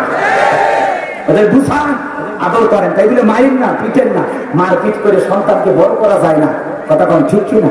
ছোট বাচ্চা কিশোর সন্তানদেরকে আঘাত করতে ইসলাম নিষেধ করেছে, কথা বলেন ঠিক কিনা? মারা যাবে। দিলের কানটা যে কথা বলতে চাচ্ছিলাম, তাহলে কেউ যদি রাগ করে আপনি রাগ করবেন না, কেউ গালি দিলে আপনি গালি দেবেন না। আপনার একটা লোক খালি ক্ষতি করে যাচ্ছে, আপনি তার কোনো ক্ষতি করবেন না। দেখবেন একদিন ক্ষতি করতে করতে ও ক্লান্ত হয়ে যাবে, গালি দিতে দিতে ও ক্লান্ত হয়ে যাবে। আপনার বিরুদ্ধে জুলুম অত্যাচার সমালোচনা করতে করতে ওই একদিন ক্লান্ত হয়ে বলবে এত কিছু বললাম তাও এই লোকটা কিছু বলে না, এ মানুষ না আল্লাহর ফেরেশতা। কথাগণ ঠিক কিনা? ওর মুখ দিয়ে আপনার একদিন সুনাম বের হবে, কথাগণ ঠিক কিনা? এই জন্য ইসলাম বলেছে মন্দের জবাব যদি ভালো দিয়ে দাও, কেউ খারাপ ব্যবহার করলে অন্যায় করলেও আমি অন্যায় পথে পা দেব না। কথাকে বোঝেন না? মানুষ দেখবেন অন্যায় করতে করতে এমন নিচে চলে যায়, কারোর সাথে শত্রুতা হলে আর পুকুরে বিষ দিয়ে মাছ মারে, ওর সাথে অন্যায় হলে আর জমিতে ধানের খেতে লবণ ছিটাইয়া ধান মাইরে ফেলে দেয়। আমার এলাকায় 4-5 দিন আগে 5-6 বিঘে জমি ধান দিয়ে মাইরে ফেলে। মানে ধানের কি জানো লবণ না কি জানো বিষ মারা ঘাস মারা ঔষধ আছে না, ঘাস মারা ঔষধ ওগুলো দিয়ে একবারে জমির ধান ভাই পুড়িয়ে গেছে রে। ওই কি মানুষ? এ কথা বল, ওই মানুষ। ওরে যদি মানুষ বলা হয় তাহলে মানুষ নামে এই শব্দটাকে কলঙ্কিত করা হয়। একটা মানুষ কোনদিন এই ধরনের নোংরা পথ অবলম্বন করতে পারবে? শত্রুতা যার সাথে তার সাথে শত্রুতা করেন, কিন্তু তার ক্ষেত খামার ফসল জমি মাছ ফল ফুল কেন নষ্ট করবেন? এখানে কত মানুষের রিজিক, কথা বলেন ঠিক কিনা? বেটা মরার 6 মাস আগে না খায়া পড়বে, কিছু খাইতেও পারবি না, কথা বলেন ঠিক কিনা? আল্লাহ আমাদের হেদায়েত দান করে উসরে বানাবে। এই জন্য মন্দের জবাব ভালো দিয়ে দেওয়া লাগবে। কেউ গালি দিলে তার সাথে হেসে কথা বলা লাগবে। মনে থাকবে তো ইনশাআল্লাহ? রাসূলের ব্যবহার চরিত্র কত সুন্দর ছিল বাজান। আরো কয়টা কথা বলবো, নবীর গুণের কথা বলে শেষ করতে পারবো না। আমার নবী ছিল এমন আদর্শ নেতা, আর এই খাঁটি স্বর্ণের সাথে যারা মিশেছিল তারাও খাঁটি স্বর্ণ, পরশ পাথর ছোঁয়াতে তারাও খাঁটি স্বর্ণ হয়েছে। সিদ্দিক আকবর ইসলামের 1 নাম্বার খলিফা, আদর্শ নেতা। কেমন ছিল বলবো বলবো বলবো হযরত আবু বকর সিদ্দিক রাদিয়াল্লাহু তাআলা আনহু, আল্লাহ পাক তাকে 2 বছর ক্ষমতা দিয়েছিলেন, 2 বছর 3 মাস 17 দিন। 4টা ঈদের রাত পেয়েছিলেন। ঈদের রজনীতে সিদ্দিক আকবর চোখের পানি ছেড়ে দিয়ে মসজিদে কাঁদেন আর ডেকে বলেন, আল্লাহ আগামীকালকে আমার দেশের জনপদের মধ্যে ঈদ, কার বাড়িতে ঈদের খাবার আছে জানি না, কার বাড়িতে খাবার আছে, কার কার বাড়িতে খাবার আছে আমি জানি না। ও আল্লাহ, ঈদের আনন্দে সবার ঘরে ঘরে ছড়িয়ে দাও। এই কথা বলে সিদ্দিক আকবর কান্দে আর দোয়া করে বলে, আল্লাহ আমি রাজ্যের নেতা, দোয়া করি আল্লাহ আমার দেশের মানুষ যেন ভালোভাবে ঈদ উদযাপন করতে পারে, সবার ঘরে ঘরে ঈদের আনন্দ ছড়িয়ে দাও। বলেন আল্লাহু আকবার। নেতা কত ভালো, ইসলামী আদর্শ নেতা কাকে বলে? ঈদের রাত্রিতে জনগণের জন্য দোয়া করে, আর আমরা ঈদের 3 দিন আগে বিদেশে যাই মার্কেট করতে। কথা বলেন না কেন? ঈদের সময় নেতা দোয়া করে না, খালি রাস্তার মোড়ে মোড়ে বিশাল ব্যানারে দেখবেন নেতার ছবি। আমি মুখ নেতা সেলাগালি ঘটনা, পবিত্র ঈদুল আজহার শুভেচ্ছা। এই কথা বলে হাত নাড়াইয়া, বেকা হয়ে, তেরা হয়ে, সোজা হয়ে, খাড়া হয়ে এমন স্টাইলের ছবি তোলে মনে হয় শাকিব খানের স্টাইল ফেল। কথা বলেন ঠিক কেনা? ও নেতা এই পোস্টার ব্যানার না ছাপায়া, ওই লাখ লাখ টাকা খরচ করে পোস্টার ব্যানার না ছাপায়া, ওই টাকাগুলো যাদের বাড়িতে খাবার নাই খাবার কিনে দাও, যাদের পোশাক নাই পোশাক কিনে দাও, যেই গরিব মানুষের বাড়ি ঘর নাই বাড়ি ঘরের ব্যবস্থা করে দাও। ব্যানার লাগবে না, জনগণের কলিজার সাথে মহব্বত থাকলে জনগণ নিজে তাহাজ্জুদ করে করে নেতার হায়াত কামনা করবে। মহব্বত করলে জনগণের সাথে, জনগণের আত্মারাত্মী হলেন। কথা বলেন ঠিক কিনা? বাদশা হারুন রশিদ ছিল, অনেক কথা বলতে যায়, সময় যেহেতু কম। কষ্ট হচ্ছে আপনাদের, মন খারাপ করেছেন বাজান। তাহলে নেতার চরিত্র কেমন হওয়া লাগবে? সিদ্দিক আকবর বাড়িতে গেলেন, স্ত্রী দেখে বলে, স্বামী গো আগামীকালকে ঈদ হবে, কই ভালো খাবার, কই ভালো পোশাক, কিছুই তো হাতে দেখি না। দেখে বলে, বিবি রে আমি এখনো জানতে পারি নাই আমার রাজ্যের ভিতরে কে খেয়ে আছে কে না খেয়ে আছে। যেই দেশের প্রধানমন্ত্রী, যেই রাষ্ট্রের নেতা এখনো জানতে পারে নাই কে খাইয়া আছে কে না খাইয়া আছে। সেই নেতার বাড়িতে এত ঈদের আনন্দ করার কোনো প্রয়োজন নাই। বলেন আল্লাহু আকবার। এই কথা শুনে স্ত্রী কিছু জবা পাতা খেজুর বাড়ি থেকে বের করে নিয়ে আসলেন। কিছু জবা পাতা খেজুর নিয়ে এসে বলে, স্বামী গো এই জবা পাতা খেজুর কোথাও বিক্রি করে হলে ভালো কিছু ব্যবস্থা করেন। এইবার জবা পাতা খেজুর নিয়ে যাওয়া মন্ত্রী আসলামের হাতে দেয়, দিয়ে বলে, আসলাম রে এখনো তালিকা অনুযায়ী যে গরিব মানুষগুলোর বাড়িতে খাবার পৌঁছায় নাই, এই খাবার গুলো সেই গরিব মানুষগুলোর বাড়িতে পৌঁছায় দাও। নেতা কত ভালো, নিজের বাড়ির খাবার নিয়ে এসে জনগণের মুখে তুলে দিল। সুবহানাল্লাহ। আর আমরা তাকায় দেখি ওরা জনগণের খাবার কাইরা নিয়ে নিজেরা খায়। কথা বল, নিজেরা খাই চাইনিজ, ফ্রাইড, কাবাব, তেহেরি, নেহেরি, বিরিয়ানি, 5 স্টার 7 স্টারের খাবার, নুডলস। কথা কন না কে? আরে জনগণ ডাস্টবিনের খাবার কইরা খায়, ফুটপাতে না খাওয়ায়া ঘুমায়, জনগণের খবর নিল না। এরকম নেতাও পৃথিবীতে আছে না? রাগ করেছেন আপনারা, করেন, তাতে কোনো সমস্যা নাই। শুধু তাই নয়, সিদ্দিক আকবর একদিন আসরের নামাজের পর রওনা করতেছেন। কোন নামাজ? এখন কিসের নামাজ? মিলে গেছে। বলবো বলবো আসরের নামাজের পরে একটা দৃশ্য দেখলেন। বলবো বলবো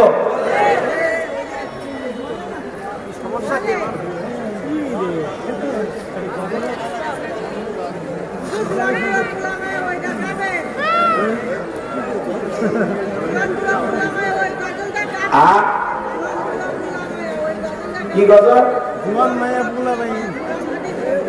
ও জোয়ান বুড়া পোলা মাইয়া সিরিয়াল দেখে থেকে মাল আছে রে, ডিজিটাল মাল রে।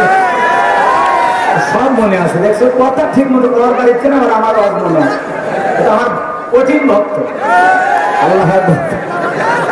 এবার এই শোনেন, কেবল তো আবু বকরের কাছে এসে ওমর, ওসমান, আলী 4 জনেরই 4টে গুণের কথা বলে যাবে। সময় যে 5 মিনিট যাই যাক, আমরা নামাজও করবো ইনশাআল্লাহ। দুনিয়া করে ইজ্জত সম্মান বাড়াবেন, চোখের পানি নিয়ে আসে ওয়াজ আসা গেছে বুঝিয়া আল্লাহ দিনের কাজটা লাগা। শোনেন বাসন কথা বলতে চাচ্ছিলাম, বসেন বসেন বলছে এই পানি আসতেছে, এবার বসে চাষা বলছে ওই কথাই বলতেছে, বসে। হযরতে আবু বকর আসরের নামাজের পরে মা বোনেরা দাঁড়ায় গেছে, আমি ক্ষমতাধিকারী আছে আবার দাঁড়া লাগে, বসেন আপনি বসেন, আমরা বসেন, আমি তো বলতেছি বসেন বসেন বসেন। ভাই পায়ে হাত দিয়ে অনুরোধ করতেছি বসেন, আর বলা লাগে এর উপর আর কোনো কথা আছে? পায়ে হাত দিয়ে অনুরোধ করতেছি যারা আমাকে ভালোবাসেন 30 সেকেন্ডের মধ্যে বসেন বসেন। আমার ভাইয়ের আছে সম্মানিত ভাইয়ের, আমার ওই চেষ্টা বসে যান, পানি আসবি, পানি আসার মতো কথাই বলবো। এখন আপনার যদি পানি না বের হয় আমি কি করবো? দুসারি লাগাই দেবো, বসেন। দিলের কানটা লাগায় শুনে যে কথা বলতে চাচ্ছিলাম।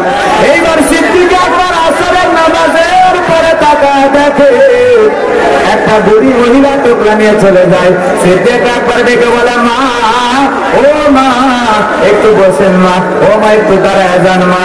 যখন বলেছে মহিলা দাঁড়ায় গেছে, আবু বকর যা বলে মা এই টুকরাটা বহন করে কই যাবেন? বলে বাবা এই টুকরা বহন করে কুটিরে চলে যাব, ওখানে আমার বসবাস, ওখানে আমার বাড়ি। সিদ্দিক আকবর দেখে বলে মা এই টুকরাটা বহন করতে আপনার কষ্ট হয়, ওই টুকরাটা আমার কাঁধে দেন। সিদ্দিক আকবর টুকরাটা কাঁধে নিলেন, মহিলার কুটির পর্যন্ত পৌঁছায় দিয়ে বলে মা আমি আপনার কাছে জিজ্ঞাসা করি মা আপনার দুনিয়াতে কে কে আছে? মহিলা 2টা চোখের পানি ছেড়ে দিয়ে বলে বাবা দুনিয়াতে আমার স্বামী নাই, সন্তান নাই, এক আল্লাহ ছাড়া দুনিয়াতে আমার কেউ নাই। এই কথা শোনার পর আবু বকর দেখে বলে মা তাহলে কিভাবে আপনার দিনকাল যায়? দেখে বলে বাবা রে আমি মানুষের দ্বারে দ্বারে ভিক্ষা করি, এইভাবে আমার দিনটা চলে যায়। সিদ্দিক আকবর দেখে বলে মা আজ থেকে আর ভিক্ষা করে তো যাওয়া লাগবে না, আমি 3 বেলা আপনার বাড়িতে খাবার পৌঁছায়া দেব। সুবহানাল্লাহ বলেন। এইবার সিদ্দিক আকবর নিয়মিত খাবার পৌঁছায় দিতে লাগলেন বাজান। একদিন সিদ্দিক আকবর ডাক দেয়, বুড়ি মহিলা দরজা খোলে না, বারবার ডাক দিয়ে বলে মা দরজা খোলেন। মহিলা দেখে বলে বাবা আজকে আমি তোমার কোনো দরজা খুলতে পারবো না, কারণ গতকাল থেকে আমি অসুস্থ রে বাবা, গতকাল থেকে আমার পাতলা পায়খানা পেশাব হইয়া পুরো বিছানাটা মাইকে ফেলে দিয়েছে বাবা, ঘরের ভিতরে দুর্গন্ধ, তুমি প্রবেশ করতে পারবা না। সিদ্দিক আকবর দেখে বলে মা আপনি অসুস্থ, খাবার নাই তাই আরো বেশি অসুস্থ হবেন মা। ও মা বারবার অনুরোধ করি মা দরজাটা খুলে দিয়ে খাবার গ্রহণ করেন মা। এই কথা যখন বলেছে মহিলা সিদ্দিক আকবরের কথা ফেলাইতে পারে নাই, দরজা খুলে দিয়েছে। হযরত আবু বকর মহিলার হাতে খাবার দিয়ে বলে মা আপনি খাবারটা খেয়ে নেন, আর আপনার পোশাক পায়খানা করা কাপড় আমি ঝরনার পানির থেকে পরিষ্কার করে এনে দেই। সুবহানাল্লাহ। ইসলামী নেতাদের ব্যবহার কত ভালো। একটা মহিলা বৃদ্ধ নারী পোশাক পায়খানা করেছে, সেই কাপড় পর্যন্ত পরিষ্কার করে দেয়। এমন আদর্শ নেতা কি কোনো মেম্বারও পাওয়া যাবে? এই ধরে বলেন পাওয়া যাবে। এইগুলো আদর্শ নেতা কাকে বলে বাজানো আমার? দিনের কানটা লাগা শোনেন, সিদ্দিক আকবর এমন আদর্শ নেতা ছিল, সেই আদর্শ নেতার আদর্শ পুরো পৃথিবীর মানুষকে এখনো পাগল বানায় রাখছে। কথা বলেন ঠিক কিনা? হযরত ওমর ফারুক এমন আদর্শ নেতা ছিল বাজানো আমার, সারাটা দিন মানুষের জন্য কাজ করে গেছেন। গভীর নিশীথে তাহাজ্জুদ কইরা জনগণ সুখে আছে না দুঃখে আছে, রাজা তরবারি নিয়ে খোঁজ খবর নিত, নিজের পিঠের ভিতরে আটার বস্তা বহন করে মানুষের মুখে খাবার তুলে দিত। বলেন না সুবহানাল্লাহ। এগুলো হলো আদর্শ নেতা, এগুলো হলো ইসলামী নেতা। কথা বলেন ঠিক কিনা? মন খারাপ করেছেন আপনারা? দিলের কানটা লাগায় শুনলেন। যুবক ভাইয়ের মা বোনদের উদ্দেশ্যে দুইটি কথা বলে যায়। আমার মা বোনদের বলে যায়, মা ভালো করে আপনারাও শুনবেন। যুবক ভাই তোমাদেরকে বলে যায়, ভালো করে শোনো। তাহলে আমাদেরকে আদর্শ নেতার পিছনে ওঠা বসা করা লাগবে, যেই নেতার নামাজি, দিনদার, নেককার। সোর বাটপারের সাথে মিশতে হবে। যে নেতা উপরে বলে আমরা ইসলামের বন্ধু, আর ভিতরে ইসলাম না, এর কাছে বড়া কাপে মুখে মুখে বলে ইসলাম আলাদের ভালোবাসি, আবার সুযোগ পাইলে সেই ইসলাম আলাদেরকে দেয় ফাঁসি। কথা কর না কেন? বলবেন না ক্লিয়ার করবে? ক্লিয়ার করা যাবে না। ভালো করে বোঝার চেষ্টা করবেন যে কথা বলতে চাই। এইগুলো মুখে মুখে ইমানদার বলে অনেকেই, কিন্তু মুখের ইমানদারদের দাম আল্লাহর কাছে নাই। ওই খেলা দুনিয়াতে শেষ। কথা কোন ঠিক না? সামনের দিকে যাই বাজান, যে কথা বলতে চাচ্ছিলাম দিলের কানটা লাগা শোনেন। এই যুবক ভাই তোমাদের বলে যাক, এগুলো নেতার, দিনদার, পরহেজগার, আল্লাহওয়ালা নেতাদের সাথে ওঠা বসা করা লাগবে। নেতার মানুষদেরকে ভালো লাগবে, ভালোবাসা লাগবে। ওই সুৎখোর, ঘুষখোর, অন্যায় অপকর্মকর এদের পেছনে স্লোগান দিয়ে লাভ নাই। আর আমরাও কম খারাপ না। 1.5 টাকার বিড়ি 3 টাকার চা খায়, কি স্লোগান বলবো ভাই? চরিত্র ফুলের মতো পবিত্র, নামাজ পড়া করতো, গাঞ্জা খায়, 5 ওয়াক্ত ঘুম শুরুতে থাকা ভক্ত, শয়তানের 1 নাম্বার ভক্ত, হুজুর খুবই শব্দ শুষে খাই গরিবের রক্ত। আর পেছনে স্লোগান দিয়ে লাভ নাই। ওরা সারা জীবন অন্যায় করে গেল, অপরাধ করে গেল, ঢুকানোর কথা রাত ঢুকে দেবে বাস। কথা কোন ঠিক কিনা? চালের বদলে চাল দেবে না। ওই নেতার পারলে নিজে ডালের ব্যবসা করে মানুষকে নেশার দিকে ঢুকে দেবে। কথা কোন ঠিক কিনা? যুবক ভাই তোমাদেরকে অনুরোধ করে যাই, আদর্শ নেতার পেছনে আদর্শ মুরব্বীদের সাথে উঠা বসা করবা। কোন কোন যুবক হাত তুলে একবার আল্লাহকে দেখাও, লীল হয় তাদের আমার। আপনাদের উদ্দেশ্যে বলে যায়, আমার মা বোনদেরকে নিয়ে আলোচনা করার সুযোগ পাই কম। মহিলাদের উদ্দেশ্যে একটু 5টা মিনিট বলে দিয়ে যায়। তাহলে যদি কোন অন্যায় অপরাধ করা, জুলুম করা মানুষের পেছনে আপনি ছোটাছুটি করেন, যারা জালেম শেষার্থে তহমত করে, তোষারত করে, তাদের পক্ষে ছাপাই গান, এরা কিন্তু প্রতিদিন কিয়ামতের ময়দানে হাউজে কাউসারের পানি পাবেন। যে হাউজে কাউসারের পানি পাবেন, আর কপাল ভালো না খারাপ? এই জন্য জালেমের পক্ষে ছাপাই দেওয়ার কোন সুযোগ নাই। যারা ভালো করবে তাদের জন্য আমাদের দোয়া ভালোবাসা, আর যারা জুলুম অত্যাচার করবে তাদের বিরুদ্ধে প্রতিবাদ প্রতিরোধ করে তুলতে হবে। কথা বলেন ঠিক কিনা? মুসলমান ভীতু তা পুরুষের জাত নয়, মুসলমান বীরের জাত। কথা বলেন ঠিক কিনা? ওই যে ফুটবলের কথা বলতে চাচ্ছিলাম, অনেক কথা ভুলে যায় পরিবেশ ঘোলাটে হওয়ার কারণে। ফুটবলের ভিতরে যদি হাওয়া না থাকে, ইট বালু রক্তার সিমেন্ট থাকতো, পৃথিবীর জালেমেরা মুসলমানের যদি এরকম ইট বালু রথের একটা ঐক্যবদ্ধ একটা প্রাচীর প্ল্যাটফর্ম করে তুলতে পারত, পৃথিবীর কোন জালেম দাইমানা মুসলমানের রক্ত নিয়ে খেলা করা তো দূরের কথা, মুসলমানের দিকে চোখ রাঙানোর কোন জালেমের সাহস ছিল না। কথা বলে দুঃখের বিষয়, আমরা মুসলমান ঐক্যবদ্ধ হতে পারি নাই, ঐক্যের প্ল্যাটফর্ম গড়ে তুলতে পারি নাই। এই সব জালেমদের জুলুমের নির্যাতনের শিকার আমরা। কথা বলেন ঠিক কিনা? সম্মানিত ভাই, আমার মা তাদের উদ্দেশ্যে বলে যাই, মা 7টা বলে 8টা জান্নাতের দরজা খোলা। 1 নাম্বার নামাজ, 2 নাম্বার রোজা, 3 নাম্বার ফরজ পর্দা, 4 নাম্বার স্বামীর খেদমত। মা বোনেরা নামাজ পড়ে না, রোজা ধরলে সারা না, পর্দা তো করতেই চায় না, সারাদিন সিরিয়ালে ব্যস্ত। কথা কোন ঠিক কিনা? সাক্ষীরা তো অবশ্যই ঢোকেনি, এখন সিরিয়াল আছে।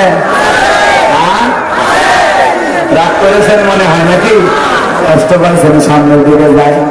মা বোনদের বলে যাই, মা পর্দা আপনাকে নিরাপত্তা দেবে, সিকিউরিটি দেবে না। একটা সম্ভ্রান্ত ভদ্র ফ্যামিলির নিয়ে কেমন তার পর্দা দেখে বোঝা যায়।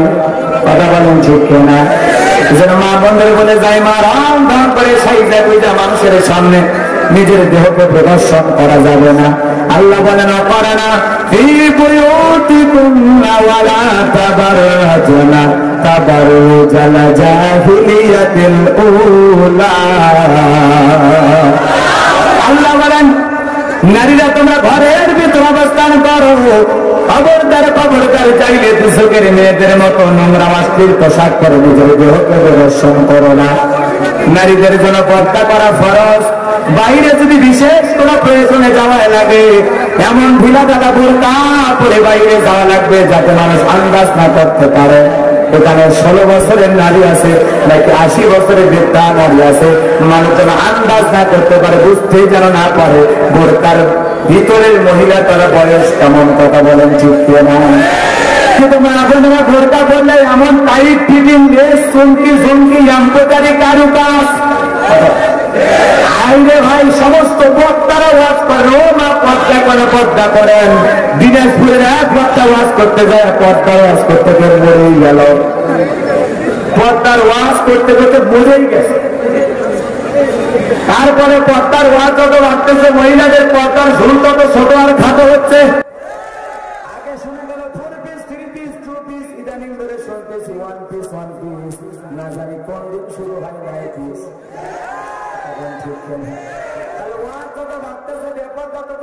তবে আলহামদুলিল্লাহ অন্যান্য দেশের তুলনায় আমার দেশের মা বোনেরা অনেক ভালো, আলহামদুলিল্লাহ। বাইরের দেশে আপনারা জাননি তো, টের পাননি। আমি দুই একটা দেশে গেছি, মহিলাদের অবস্থা পালসার নিয়ে মহিলাদের টান লাগছে গেঞ্জি বলে, ওই দৃশ্য দেখে আমি বলছি এখানে সিনেমা শুটিং করতে যাচ্ছে নাকি?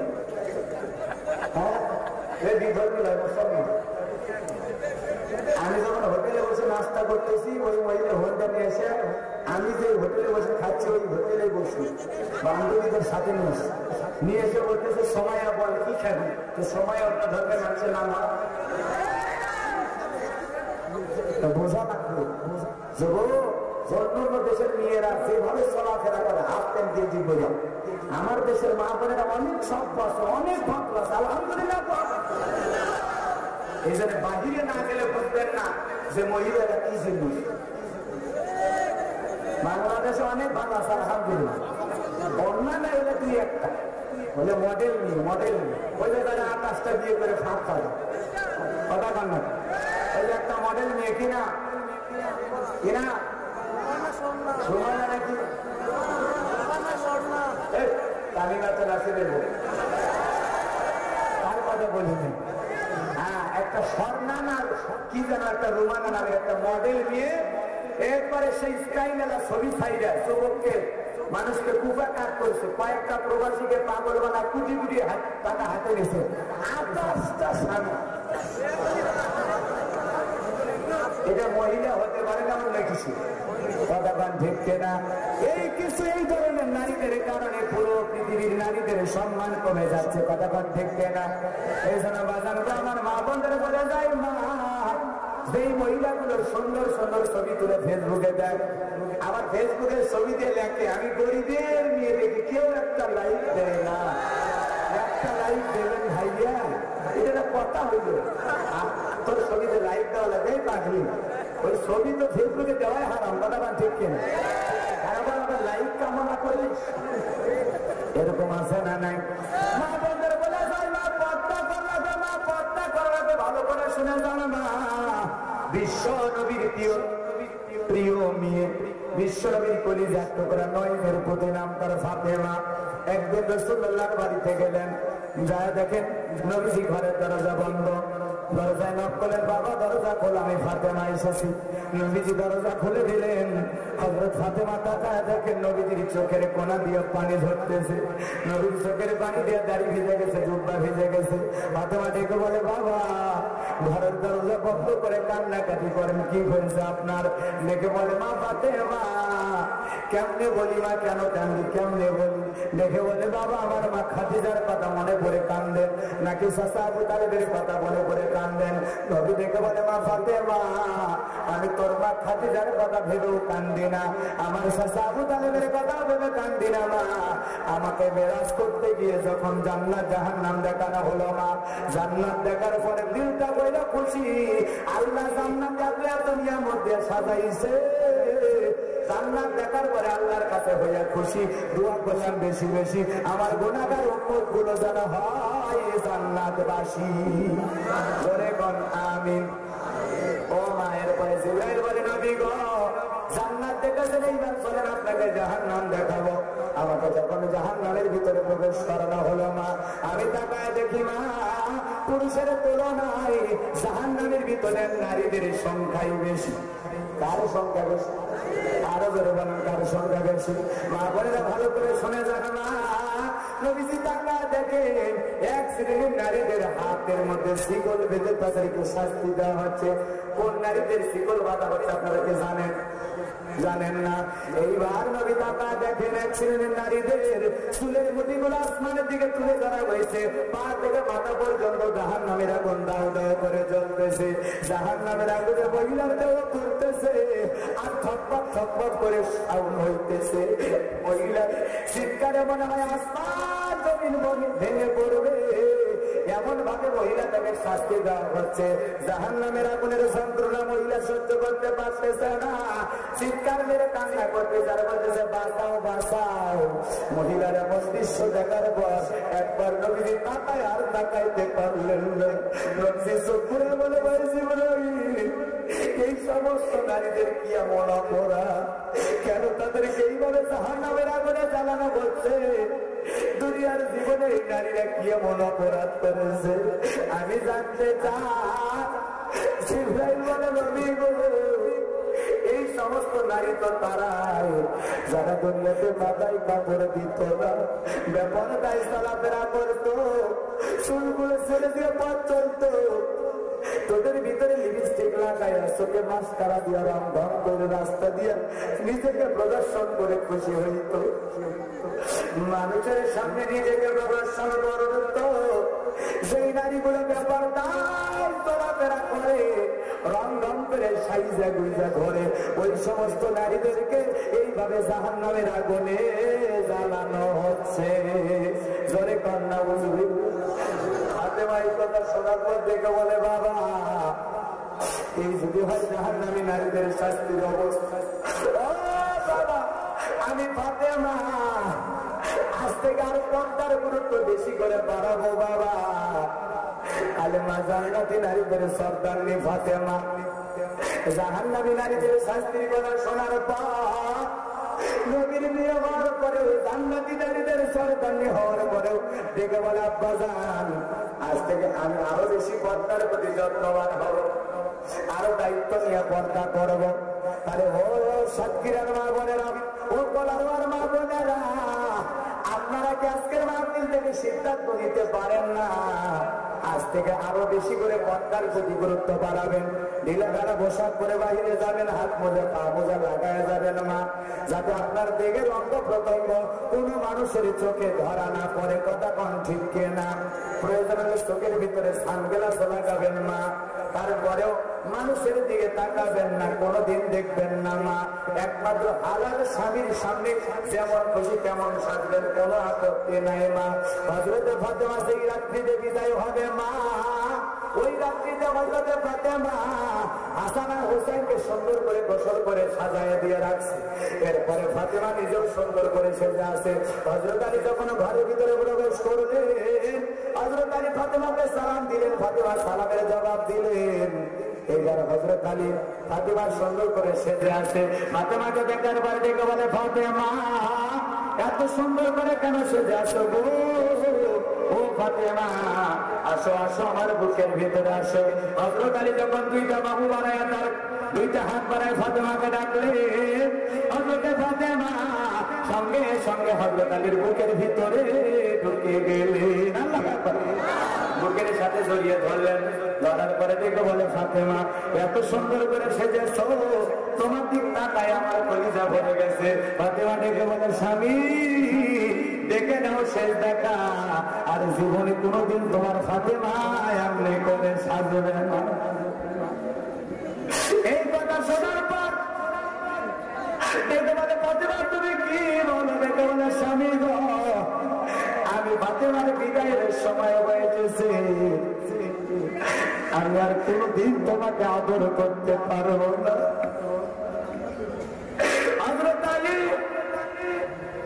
একটা গাছের গোড়া কেটে দিলে গাছটা যেমন ঠাস করে জমিনে পড়ে যায়, হযরত আলীর অবস্থা হয়ে গেল। দেখে বলে ফাতেমা তুমি যদি আমাকে ছেড়ে যাও, কে আমাকে একটু ভালোবাসা দেবে, কে একটু আদর করবে? ফাতেমা তুমি যদি চলে যাও কে গভীর রাত্রিতে আমার পায়ে সই করে তেল মালিশ করে দেবে। ফাতেমা প্রতি রাতে স্বামীর খেদমত করতেন মা। একদিন হযরত আলী ডেকে বলে, ফাতেমা তুমি খাতুনে জান্নাত, জান্নাতি নারীদের সন্তান নেই, তারপরেও কেন আমার পায়ে তেল মালিশ করো? হযরত ফাতেমা ডেকে বলেন, স্বামী গো, আমি খাতুনে জান্নাত এটা আমি জানি, স্বামীর খেদমত করে জান্নাত পাবো এইটা আমি মানি। খাতুনে জান্নাত ফাতেমা দেখে বলে, স্বামী গো, আমি মারা যাবো, ও স্বামী আর কোনদিন আপনার জন্য সাজব না। হযরত আলী দেখে বলে, ফাতেমা তুমি যদি চলে যাও, আমার হাসান আর হোসেনকে মা মা বলে ডাকবে, এই দুইটা সন্তানকে আমি কি বলে সান্ত্বনা দেবো ফাতেমা? এইভাবে তুমি আমাকে ছেড়ে চলে যাও। ফাতেমা দেখে বলে, স্বামী জন্মিলে মৃত্যু একদিন হবে, সময় আমার ঘনিয়ে আসছে, আমি থাকতে পারবো না, তবে মরার আগে তোমার কাছে আমার কিছু নসিহত আছে স্বামী গো, আমার কিছু আশা আছে তোমার কাছে। ও স্বামী, আমার মৃত্যুর পরে বেশি মানুষকে আপনি আমার মৃত্যুর সংবাদ দেবেন না, কারণ আমি নবীর মেয়ে ফাতেমা মারা গেছি, এই কথা শুনে হাজার হাজার মানুষ আসবে। আর সেই কারণে জানাজা করার জন্য যখন আমাকে সামনে রাখা হবে, মানুষ তখন টাকা দেখবে আমি ফাতেমা কতটুকু লম্বা ছিলাম না খাটো ছিলাম, মোটা ছিলাম না চিকন ছিলাম, মানুষ বুঝতে পারবে। আমি ফাতেমা মরার পরেও যেন আমার পর্দার কোনো সমস্যা না হয়। আল্লাহু আকবার। মৃত্যুর আগ পর্যন্ত ফাতেমা পর্দার কথা চিন্তা করে।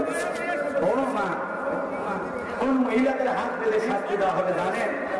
যে মহিলারা স্বামীর আমানতের খেয়ানত করে, স্বামীর ধন সম্পদ অন্য মানুষের জন্য খরচ করে, স্বামীর পকেটের টাকা মাইরা পরকে যার সাথে করে তাদের 5,000 টাকা জিজ্ঞেস করে পাঠায়, অন্য ছেলের জন্য মোবাইল গিফট করে, স্বামীর সংসারে টাকা পয়সা চুরি কইরা যে বাবার বাড়িতে পাঠায় দেয়, বিভিন্ন ভাবে এগুলো অন্য পথে ভুল পথে খরচ করে, সেই সমস্ত নারীদেরকে জাহান্নামের শিকল দিয়ে হাত বেঁধে রেখে শাস্তি দেওয়া হয়। কথা বুঝাতে পারলাম? স্বামীর পকেটের টাকা চুরি করলে হবে? কথা বলেন না কেন? স্বামীর পকেটের টাকা চুরি করবেন না, সাবধান। যা বলবেন স্বামীকে বললেন যে, কথা কি বোঝা গেছে? আর স্বামী যদি বলার পরে নাও দেন, আপনি নিবেন, নিয়ে আমার পরে স্বীকার করবেন, আমার প্রয়োজন হয়েছিল তোমার তরফ থেকে 500 টাকা নিচ্ছে, কথা কোন ঠিক কে? আর স্বামীদেরকে অনুরোধ করবো, মাঝে মাঝে খুশি হয়ে বউকে এমনি 50-100 টাকা দিবেন। কাজ থেকে ফিরে আসছেন, সপ্তাহে 2,000 টাকা পাইছেন, ওখান থেকে 100 টাকা নিয়ে যা বউকে হাত দিয়ে দেন, কথা কোন না? 5 টাকার চকলেট খাওয়ার জন্য বউকে দেয় না, এরকম হার কিনতে স্বামী আসে না? তুমি স্বামী নামের কলঙ্ক। বউরে খুশি হয়ে মাঝে মাঝে টাকা পয়সা দেওয়া, হাত দিয়ে দেওয়া, কথা ঠিক কিনা? আরো ব্যক্তিগত কিছু খরচ থাকতে পারে, তা পারে না? মাঝে মাঝে খোঁজ খবর নেবেন, বউরে ডাকবেন, জান তোমার কিছু লাগবে, কথা কান না খেন, আদর করে ডাক দেবেন, বউকে একটু ভালোবাসা দেবেন, বউয়ের খোঁজ খবর নেবেন, যে জায়গায় বউ ভাঙা শুরু হয়েছে, বউ ভালো না বাসলে খবর আছে কে ভাই? আর ঝগড়া করিস না, হ্যাঁ নামাজের সময় শেষ হয়ে যাচ্ছে ভাই, 5টা বেজে গেছে, তাও মনে করেন 1 ঘন্টা 45 মিনিট এলোমেলো ভাবে হলেও কথা বলা হয়ে গেল। তো যাই হোক, খেয়াল করেন, বউকে ভালোবাসবে, স্বামী স্ত্রী দাম্পত্য জীবনে সুখ আনতে চাইলে প্রথম একটা জিনিস বাড়িতে চালু করেন, তার নাম হলো সালাম। বউকে সালাম দেবেন, কে দেবেন? সালাম দিয়ে ঘরের ভিতরে ঢুকে লাইট বন্ধ করে দেবেন। বউ যদি বলে লাইট বন্ধ করলে কেন? আরে পাগলি, তুমি বাড়িতে থাকলে লাইট লাগে, তোমার যে চেহারা সুন্দর, কথা কোন ঠিক কিনা? বউয়ের প্রশংসা করবে, তাই বলে ছেলে নিয়ে বাড়িতে বসে আছে, সবার সামনে লাইট বন্ধ করে না, আকল জ্ঞান রাখেন, কথা কোন ঠিক কিনা? আর মা বোনদেরকে বলি, মা স্বামীর সামনে কেন চিরা 3 পিস পরে থাকবেন, চিরা শাড়ি পরতে না? পাগলি, স্বামী যতক্ষণ থাকবে বাড়ির সবচাইতে ভালো পোশাকটা পরে স্বামীর সামনে আসবেন, একবারে সুন্দর করে পরিপাটি সুন্দর করে সাজিয়ে পুজো করে পা লাগে নাইকে মুখে স্বামীর সামনে আসবেন। স্বামী যেন আপনার চেহারার দিকে তাকায় বলে, আহারে পরে না চোখের পর কি আমার বই রূপের হবে, তুমি যে এত সুন্দর আগে দেখি না, সখী নাই আগে দেখি, কথা ঠিক কিনা? স্বামীকে চমক দেখাবেন, স্বামীকে মহব্বত করবেন, স্বামীকে ভালোবাসা দেবেন, দেখবেন আপনার স্বামী পরকীয়া করবে না। আর এই যুবকেরা তোমাদের বলে যায়, যারা বিবাহিত বাড়ি থেকে বের হওয়ার আগে রাসূল আকরাম সাল্লাল্লাহু আলাইহি ওয়াসাল্লাম আম্মাজান আয়েশাকে চুমো খেয়ে যেতেন। সুবহানাল্লাহ। এটা রাসূলের সুন্নাত। বাড়ি থেকে যখন স্ত্রীর কাছ থেকে বিদায় নেবা, স্ত্রীকে একটা চুমো খেয়ে যাও, মনে থাকবে ইনশাআল্লাহ। আর এই মহব্বত ভালোবেসে যদি বাড়ির বাইরে যাও, সারাদিন খালি বইয়ের কথাই বলবে, কথাটা ঠিক কিনা? আর তোমার বউ সারাদিন খালি তোমার কথাই চিন্তা করবে, অন্য কোনো পুরুষের ভাবার টাইম নিবে না। কথাটা না রাসূলের সুন্নাত ঢোকাবেন। এরকম গিলাসে যখন পানি দেবেন, স্ত্রীকে বলবেন তুমি এক গিলাস খাও। স্ত্রী যখন খাবে, সেই জায়গায় ঠোঁট লাগাইছে, আপনি খুঁজে ওই জায়গায় ঠোঁট লাগাবেন, লাগাইয়া পানি খাবেন। দেখবেন আল্লাহ রাসূল আম্মাজান আয়েশার সাথে এই সুন্নাতগুলো করতেন। সুবহানাল্লাহ। অন্যান্য স্ত্রীদের সাথে এই সুন্নাতগুলো পালন করতে সুবহানাল্লাহ। এইটা যদি করতে পারেন, তাহলে আপনার স্ত্রী দেখতে, হ্যাঁ হ্যাঁ আমি যে জায়গায় ঠোঁট লাগাইছি, আমার পাগলটা ওই জায়গায় ঠোঁট লাগাইলো, স্বামী পাইনি, পাইছি জান্নাতি পুরুষ। সুবহানাল্লাহ।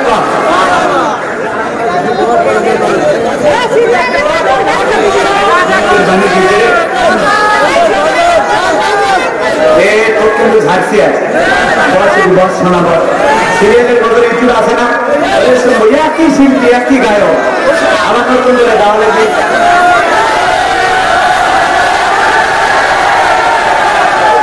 গাওয়া লাগবে। আমি তো ভুলে গেছি প্রথম কি জানো? না না, কিরণ মালার এত জানেন তো ছন্দ না না,